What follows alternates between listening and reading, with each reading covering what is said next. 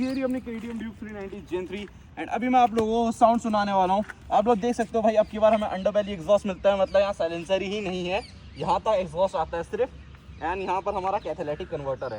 बाकी अब मैं इसे स्टार्ट करके आप लोगों को आवाज़ सुनाता हूँ, इसकी हल्की सुनाऊँगा, ज़्यादा नहीं सुनाऊँगा, ठीक है। तो 3 2 1 here we go। ये तो बंद हो गई।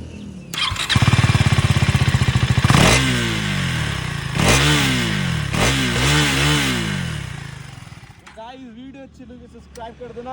एंड बहुत सारे लोग एग्जॉस्ट के लिए पूछ रहे थे, तो मैं एग्जॉस्ट के लिए यहाँ लिंक लगा दूंगा जो उसका बैंड पाइप होता है। अगर आप लोगों को एग्जॉस्ट बाय करना है तो यहाँ से आप कर सकते हो। बाकी वीडियो अच्छी लगी सब्सक्राइब कर देना। Make sure you follow on Instagram. 50,000 subscriber में जरूर सपोर्ट करो। I love you all.